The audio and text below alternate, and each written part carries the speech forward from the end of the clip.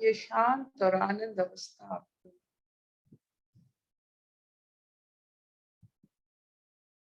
अनुभव जो हो रहा है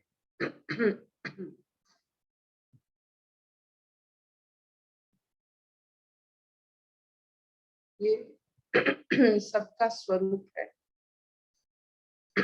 संसार में अगर भरा हुआ कोई भी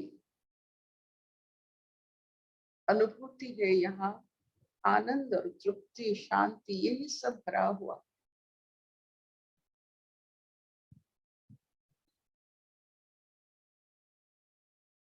जैसे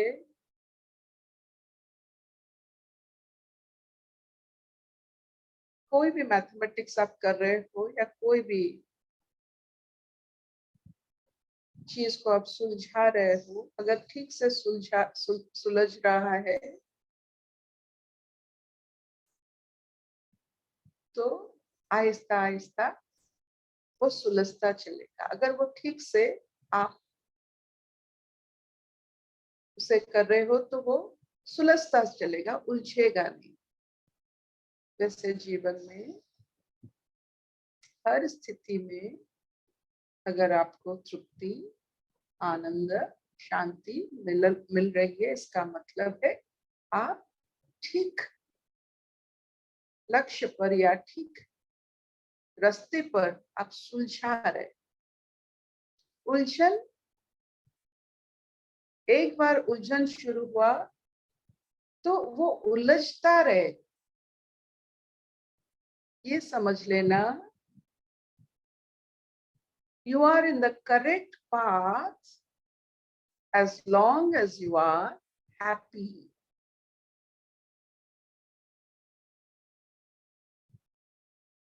थोड़ा भी आप निरानंद, दुख, थोड़ा भी आप अगर आभास आपको मिलता है, वो उलझन का रास्ता है, उलझ जाओगे। दुख में कभी कोई सुलझा नहीं, सब उलझे। तो आपको अगर आपकी स्थिति की पता लगाना आपको चाहिए होता है, तो आप अपने आप को देख लो कि मैं तृप्त हूँ, शांत हूँ, आनंदित हूँ। आप सही रास्ते पर। कभी भी मन में अगर अशांत, निरानंद, अतृप्त, ये सब मनोभाव, ये सब अवस्था आपको अनुभव होते हैं, तो थोड़ा जागृत हो जाएंगे कि रास्ता गलत हो रहा है, रास्ता थोड़ा गलत। इसी भाव से, ये आनंदमय भाव से, भरपूर भाव से शुरू करते हैं आज की कथा। हरिओम अर्पिता। सभी प्रेमियों को मेरा हरिओम। आज शुरू करेंगे द्वितीय वल्ली का 22वां श्लोक, श्लोक नंबर 22, चैप्टर 2 कठोपनिषद। अशरीरं शरीरेष्वनवस्थेष्वस्थितं महान्तं विभुमात्मानं मत्वा धीरो न शोचति। जो शरीरों में शरीर रहित तथा अनित्यों में नित्य स्वरूप है, उस महान और सर्वव्यापक आत्मा को जानकर बुद्धिमान पुरुष शोक नहीं करता। आत्मा अपने स्वरूप से आकाश के समान है, अतः देव, पितृ और मनुष्यादि शरीरों में अशरीर है। अनवस्थित, अवस्थिति रहित यानी अनित्यों में अवस्थित, नित्य अर्थात अविकारी है तथा महान है। किससे महान है? इस प्रकार महत्व में इतर की अपेक्षा होने की शंका करके कहते हैं, उस विभु अर्थात व्यापक आत्मा को जानकर। यहाँ आत्मा शब्द अपने से ब्रह्म की अभिन्नता दिखाने के लिए किया गया है, क्योंकि आत्मा शब्द प्रत्यगात्मा विषय में ही मुख्य है। ऐसे उस आत्मा को यही मैं हूं ऐसा जानकर धीर बुद्धिमान पुरुष शोक नहीं करता, क्योंकि इस प्रकार के आत्मा में शोक बन ही नहीं सकता। यद्यपि ये आत्मा दुर्विज्ञ है, तो भी उपाय करने से तो सुविज्ञ ही है। इस पर कहते हैं, आत्मा कृपा साध्य है। 23 नंबर श्लोक। नायमात्मा प्रवचने न लभ्य, न मेधया न बहुना श्रुतेन, यमेवैष वृणुते तेन लभ्य, स्तशेष आत्मा विवृणीते तनुष्याम। ये आत्मा वेदाध्ययन द्वारा प्राप्त होने योग्य नहीं है और न धारणा शक्ति अथवा अधिक श्रवण से ही प्राप्त हो सकता है। ये साधक जिस आत्मा का वर्ण करता है, उस आत्मा से ही ये प्राप्त किया जा सकता है। उसके प्रति ये आत्मा अपने स्वरूप को अभिव्यक्त कर देता है। ये आत्मा प्रवचन अर्थात अनेकों वेदों के स्वीकार करने से प्राप्त यानी विदित होने योग्य नहीं है।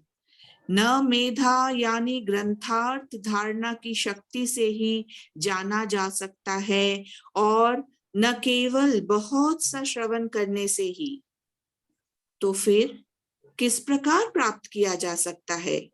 इस पर कहते हैं, ये साधक जिस अपने आत्मा का वर्ण प्रार्थना करता है, उस वर्ण करने वाला आत्मा द्वारा ये आत्मा स्वयं ही प्राप्त किया जाता है, अर्थात उससे ही ये ऐसा है, इस प्रकार जाना जा सकता है।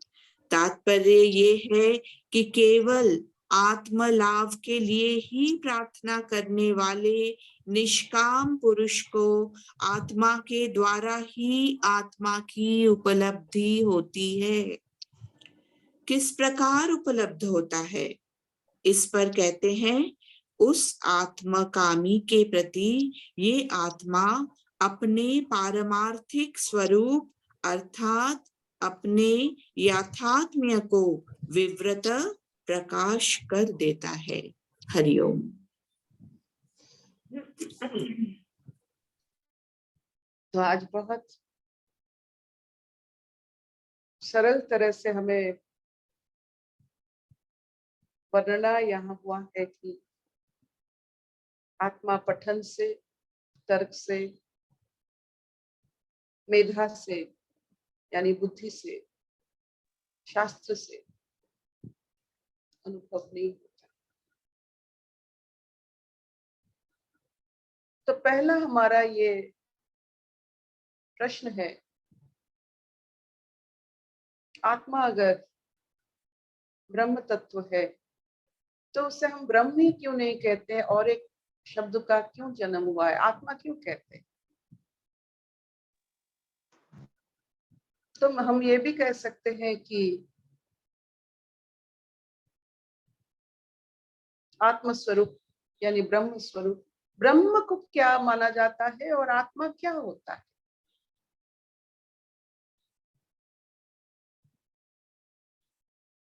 ब्रह्म एक ऐसी सत्ता है जो जितना आप आत्मा अनुभव करोगे वो बढ़ता चलेगा, उसका अंत नहीं।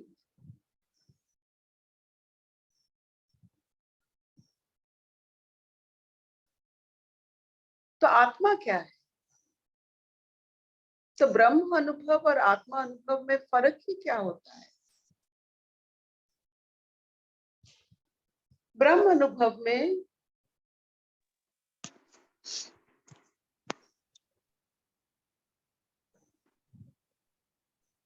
आपका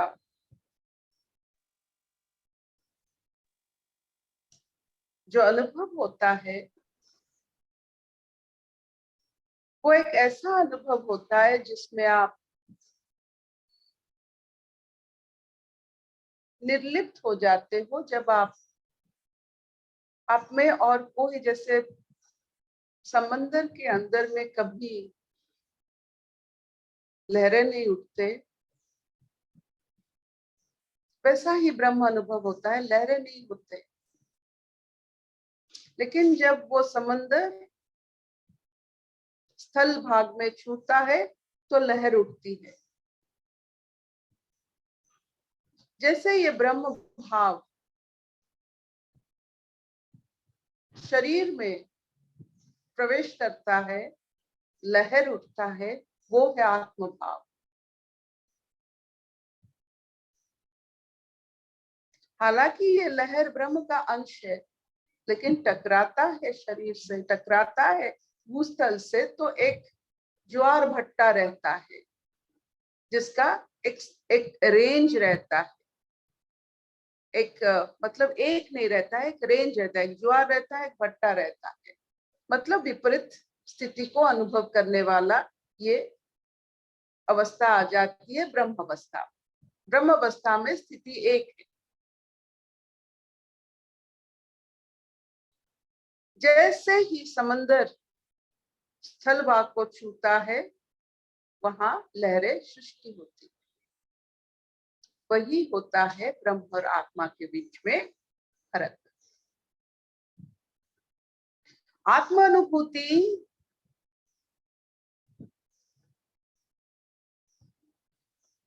आपको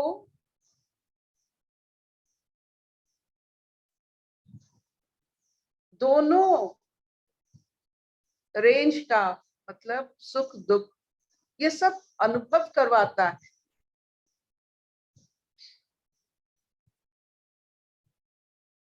ब्रह्म अनुभूति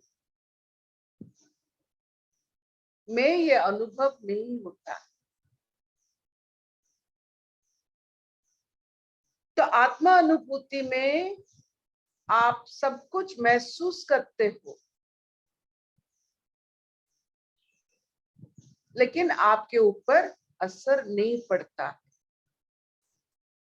शरीर अनुभूति में आपके ऊपर इतना असर पड़ता है कि आप ये आत्मा अनुभूति को महसूस नहीं कर सकते हो।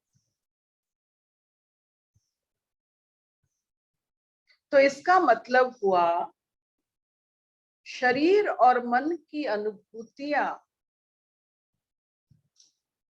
हमें कभी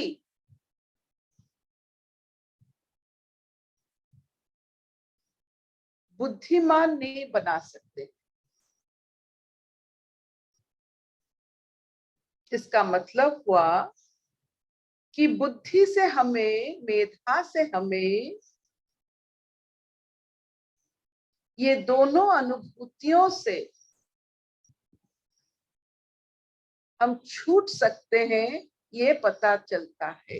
ये जब ये दोनों अनुभूति हमारा छूट जाते हैं, जिस अवस्था में छूटते हैं, जहां आप रहते हो ये दोनों अनुभूतियां ही नहीं होते हैं, वो आपकी आत्मा अनुभूति है।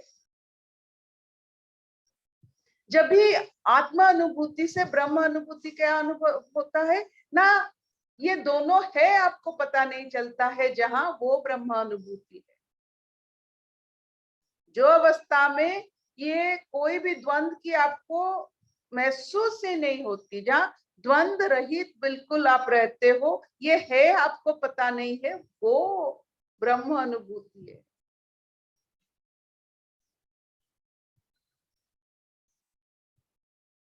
आप स्वयं ईश्वर को पूछोगे दुख है, वो कहेंगे दुख है। सुख है, वो कहेंगे सुख है। तो जिस अवस्था में आपका कोई विपरीत चीज नहीं होता है, वो ब्रह्म अनुभूति है। जब आप विपरीत चीज को पकड़ के रख जाते हो, वो आपकी शरीर और मन की अनुभूति है। जहां आप पकड़ते हो, जहां आपको पता चलता है कि ये दोनों है और ये अविरल बदलते रहते हैं, वो आत्मा अनुभूति है। If you catch it, you are a sharir. If you leave it, you are an atma. If it does not exist for you, you are at the level of Brahma Tattva. Very simple. तो आप मुझे अभी बताइए, हमारे दृष्टिकोण जब यहाँ टकराता है, जैसे समंदर स्थल भाग पर लहर सृष्टि करता है, ये आत्मा अनुभव या आत्मा जब हमारे इंद्रियों में, शरीर में प्रकट होता है और इसकी वजह से लहर सृष्टि होते हैं, और इस लहर को हम समझ नहीं पाते हैं, वो किस अवस्था होती है, इसी को मूढ़ता कहा जाता है। लहर की बदलाव को जो नहीं जानते हैं, वो जो सोच लेते हैं कि यही स्थिति है, ये बदलेगा नहीं, ये मूढ़ता है। अविरल बदलता हर समय जब आप ये बदलाव को जानते हो, अरे अभी ये है, अभी बदल जाएगा, ये आपकी आत्मा अनुभूति है, आत्म भाव है। किसी भी सांसारिक अनुभूतियों को टिप्पणी करना, उसको सत्य और आखिरी मान लेना, ये आपका शरीर ध्यास। कोई भी विवरणी को अंडरलाइन करना, ये शरीर ध्यास। हल्के से जब आप बोलते हो, अनुभव कर लिए, ये आत्म भाव है, नो अंडरलाइन, ब्रह्म भाव। तो बार बार जब हम अंडरलाइन करते हैं, इसका मतलब है आप शरीर और मन को बहुत मानते हो। शरीर और मन को मानने वाले आपका गति कभी सुलझा हुआ नहीं होगा। आपसे मिलने से कभी किसी को जो मुक्ति की अनुभूति नहीं होगी।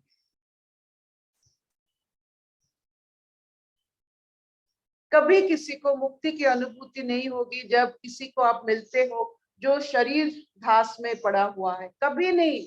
आप उलझन में हो, उलझाओगे।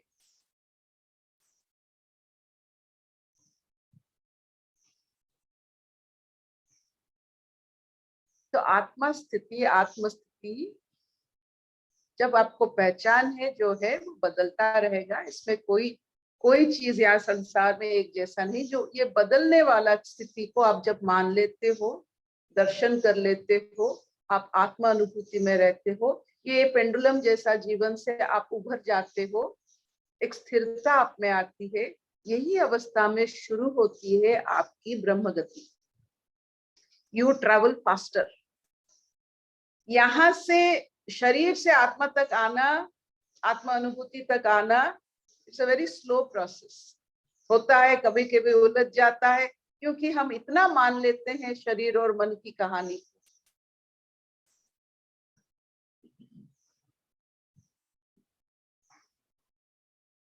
आनंद लीजिए कि बार बार सत्संग में बैठने से, सुलझे हुए लोगों से अनुभव लेने से आहिस्ता आहिस्ता हमें पता चलता है कि हाँ, ये गतिशील संसार में सब बदलता रहता है।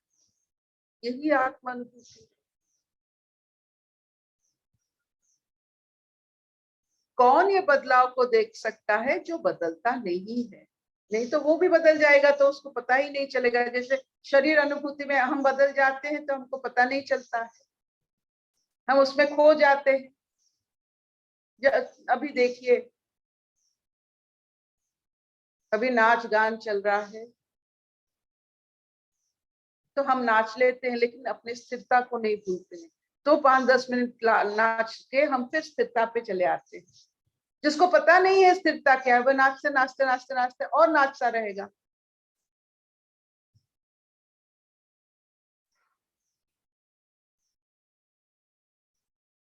तो किसको पता होता है ये बदलाव? आत्मस्थिति को पता होता है यहाँ सब कुछ बदलता। इसलिए कोई भी विपरीत स्थिति को सामना कर सकता है, बेझिझक सामना कर सकता है। दुख में म्रियमाण नहीं हो सकता है, वो सामना कर सकता है। जो इंसान कोई भी बदलाव को बहुत जल्दी से सामना कर लेता है वो आत्मा अनुभवी, आत्मज्ञानी है। चाहे उसको पता है या सत्संग में बैठा हो ना बैठा हो, लेकिन सामना जो बदलाव को कर सकता है वही आत्मज्ञानी होता है।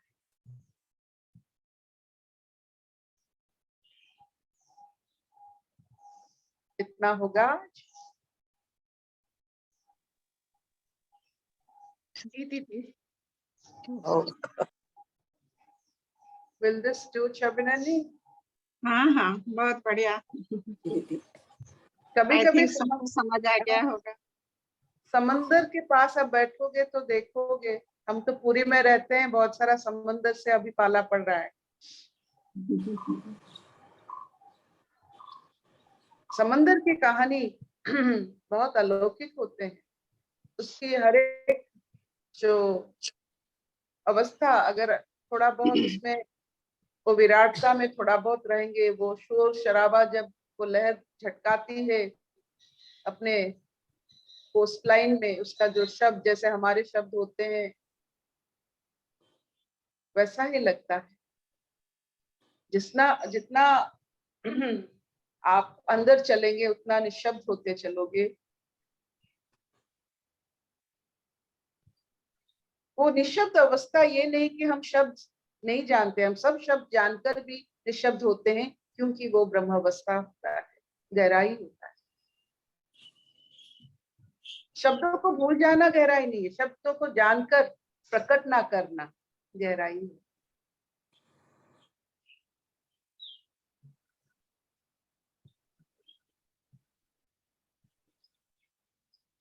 अजपा जो होता है, बहुत सारे शब्दों की जो माला होता है वो अजपा होता है। जहाँ सब शब्द अंतर्निहित रहते हैं वो अजपा अवस्था जो होता है। वो शब्द सब जानते हैं सब, लेकिन व्यवहार करने में जरूरत नहीं महसूस होती।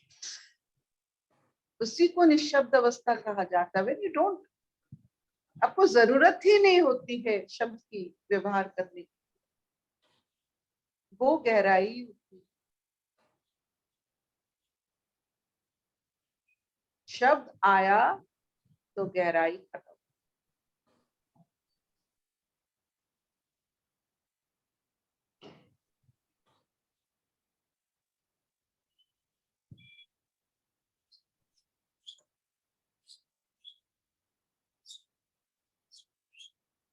कोई प्रश्न हो तो जरूर पूछिएगा। आज बहुत सुंदर भाव जो स्वयं यमराज जो नचिकेता को, स्वागता जी को, सबको हमको कह रहे हैं कि ये तर्क वितर्क शास्त्र शस्त्र आत्म अनुभूति पूरा संपूर्ण ज्ञान है आपको।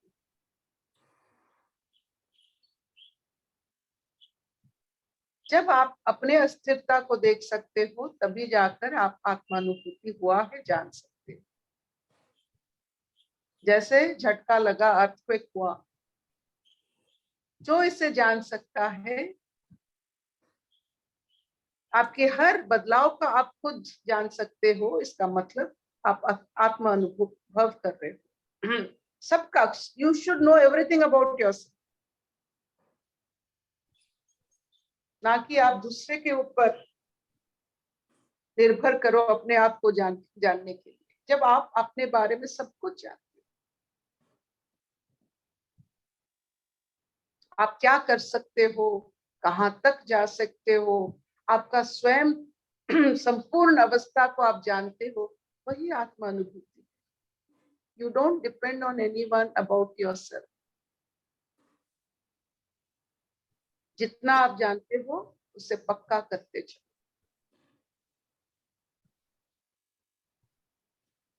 आपके खुद के बारे में दूसरों को अपना आईना मत बनाओ।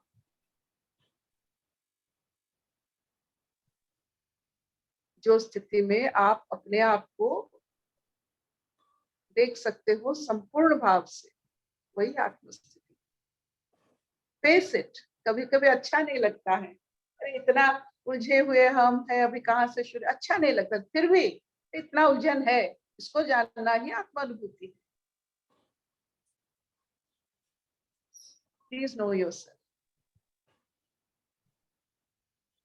B free. मतलब इतना मुक्त कि खुद को जानने में आपको कोई परेशानी नहीं होती है। कोई भी कोना को जानने के लिए आपकी परेशानी नहीं होती है। वही उसी से आपकी स्थिति शुरुआत होती है। फिर आप ब्रह्म स्थिति पर कब पहुंच जाओगे पता ही नहीं चलेगा। अपने आप को स्वीकार करो। देखो,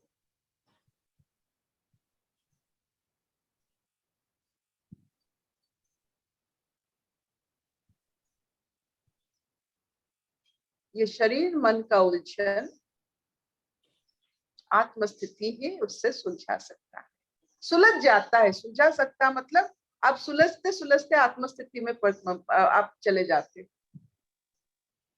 और हंसी भी आती है, आनंद भी लगता है। हम कीचड़ में गिर जाते हैं, वो भी आनंद है। कीचड़ से फिर उभर जाते, साफ सुथरा दिखता, वो भी आनंद है। ये सब हमारे जितने टीवी सीरियल, जब वो जो साबुन की घिसने की जब आवाज आती है, मुझे बहुत अच्छा लगता है। हमारे हर एड में देखिए, सब एड में, साधारण एड ये घिसने की एड है, सफाई की एड होती है। वही आत्मस्थिति होता है, सफाई।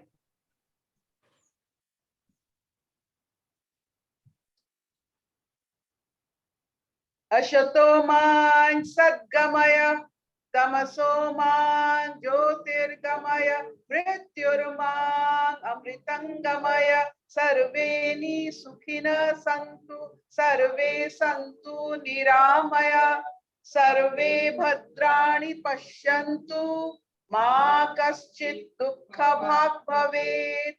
ओम शांति शांति शांति। This finishes the class which teaches us everything is fine. Start your journey. आपको अगर अच्छा लगता है शुरू कर दीजिए। अपने आप को स्वीकार करते हुए आपकी हर बदलाव को खुद देखना। एक बार अपने आप की सीमा को देख लिए, आपको पहचान आ गया, अरे यही मेरा दोनों सीमा है, then you know everything. जो अपने आप को जानता है वो सबको जानता है।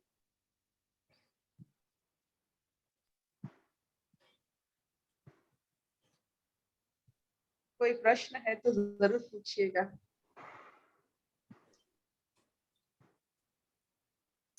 ये जो गूढ़ राज है ना अर्पिता, कि अपने आप को जान जाओ तो सबको जान जाओगे, ये एक ऐसा टेक्निक है, क्योंकि जैसे हम लोग हमेशा पहले सबको जानने की, सबको ठीक करने की, मतलब 1 to many में बहुत जाते थे, और वहीं पे हम लोग खो के बिखर के रह जाते थे, कुछ हद नहीं लगता था। अब जो हम many to 1 में आ गए और एकदम 1 to 1 में आ गए पूरा का पूरा, तो उससे जैसे हर चीज, जैसे आप बोल रहे हो तरंगे आती हैं, तरंगे महसूस होती हैं, लेकिन ये महसूस करने से ही वो चीजें खत्म भी हो जाती हैं।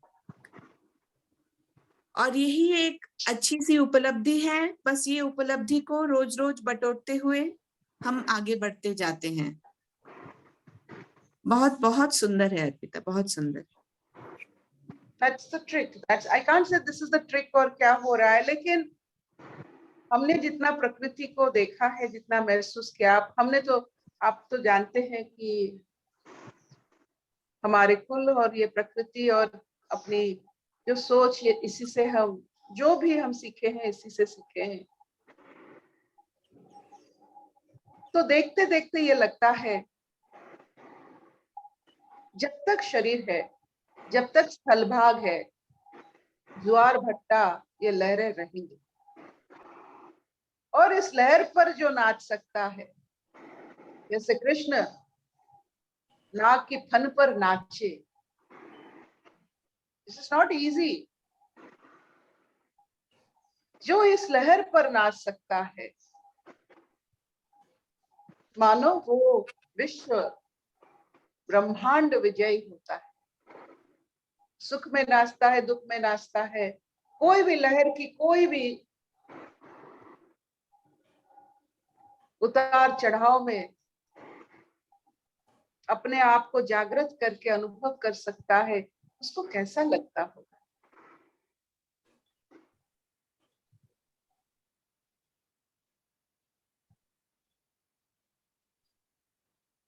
इतना स्थिर होगा कि उतार चढ़ाव उसके ऊपर कोई प्रभाव नहीं डालता होगा। इतना स्थिर, इतना बैलेंस्ड, ना गिरता है ऊपर जाने में, ना गिरता है नीचे जाने में, हर समय जागृत। कैसा अवस्था है ये ट्रिक नहीं है, ये एक, क्या कहते हैं, ये एक सिद्धि है। इसको प्रैक्टिस करने से होता है, प्रैक्टिस, अभ्यास, कि उतार में चढ़ाव में भी हम जागृत होकर स्थिर रह सकते हैं। It is practice. हमने देखा है एक छोटा सा वीडियो में, ये जो छोटे छोटे बतख होते हैं, वो जब ऊपर चढ़ते तो ऐसे ऐसे, मतलब इम्बैलेंस्ड हो जाते हैं, जब नीचे गिरते हैं तो इम्बैलेंस्ड हो जाते हैं, लेकिन अभ्यास करते करते चढ़ने वक्त भी बैलेंस्ड, गिरने वक्त भी बैलेंस्ड हो जाते हैं। ये छोटा बतख आप देखिए, तो चढ़ने वक्त भी बैलेंस्ड, गिरने वक्त भी बैलेंस्ड। कैसा स्थिति है ये, कि चढ़ेंगे आई विल नॉट फॉल, उतरेंगे आई विल नॉट फॉल। कितना जागृत अवस्था है। आत्म स्थिति में, चढ़ाई में आप गिरते नहीं, जब आप नीचे भी आते हो गिरते नहीं। कितना सुंदर स्थिति।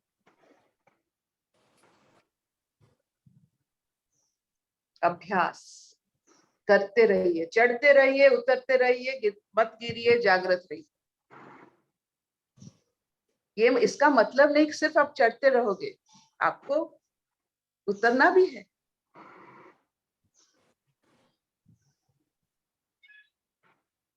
उतरने के वक्त तो बहुत सारे लोग इससे फेलियर मानते हैं।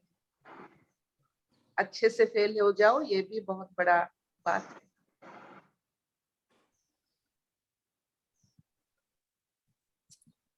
यदि आपकी बात सुन के ना, समुद्र और लहरों की जो बात आप कर रहे हो ना, तो क्या होता है ना, जो राइडर होता है ना, जो जो वेव राइडर होता है, वो क्या करता है, वो जैसे वेव आती है वो वेट करता है वेव के आने की, और फिर वो उसके ऊपर चढ़ जाता है। चढ़ने के बाद वो अंदर चला जाता है समुद्र में। तो वो एक बार समुद्र में पहुंच जाता है ना, तो उसके बाद में वेव्स को आते जाते देखता रहता है। और वो वेव्स फिर उसको दिखाई देती है, लेकिन उसको उन वेव्स का फर्क नहीं पड़ता, क्योंकि अब वो समुद्र के अंदर स्थित हो जाता है पूरा का पूरा। तो ये जो आपने ये बात बोली है ना, कि जब हम सुलझते हैं, सुलझते सुलझते हम आत्म स्थिति में पहुंच ही जाते हैं, आत्मानुभूति में पहुंच ही जाते हैं। तो वो वहीं से ही रिलेट होता है कि आत्मानुभूति में पहुंच गए, उसके बाद ये जो उतरते चढ़ते जो चढ़ाव है, जो जो ये शरीर से टकरा के जो जब शरीर से टकराता है, तो जो लहरें पैदा होती हैं शरीर के अंदर, वो जरूर पैदा होंगी, उनको कोई नहीं रोक सकता। लेकिन हम उनको देखने वाले बन जाते हैं, हम उनसे अफेक्ट नहीं होते, उनसे उनसे लिंक नहीं होते हैं। हमें दिखता है सब कुछ, लेकिन तब भी हम दूर खड़े, हमारे अंदर कुछ एक है जो उनको देखता रहता है और हैप्पी होता है उसको देख के, उस ड्राव को देख के भी और उस चढ़ाव को देख के भी। लेकिन उससे उससे एक छोटी सी बात, जब कृष्ण की कथा आती है, तो कृष्ण वो आत्मा अनुभूति है जो हर एक उतर चढ़ाव में नाचते हैं। वही मुझे अच्छा लगता है। वो कृष्ण कृष्ण क्यों है कि उतार में भी नाचते हैं, जब उतरते भी वो नाचते हैं। इससे ये शरीरधारी भी नाच सकते हैं। मतलब आप जब ऊपर उड़ते हो नाचते हो, नीचे गिरते भी नाचते हो। ये अच्छा लगता है कृष्ण की। कृष्ण एक शरीरधारी है, वो आत्मज्ञानी है, वो ब्रह्म है। इसीलिए जो ब्रह्म ज्ञानी होता है, जो आत्म भाव में रहता है, वो उतार चढ़ाव में जागृत रह सकता है, वो नाच सकता है। ये कृष्ण है।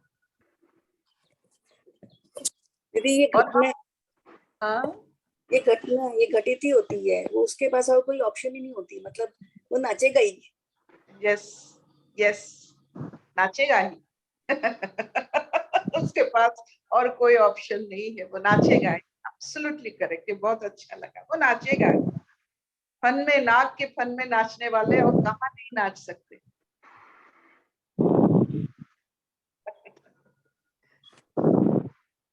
सबका मंगल हो। सब अपने अपने अनुभूति पर जरूर खुश होना, आनंदित रहना। आनंद ही सुलझ का पहचान। अगर आनंद कम हो रहा है, आप कहीं उलझ रहे हो। हरिओम। बहुत अच्छा लगा शैली, बहुत अच्छा।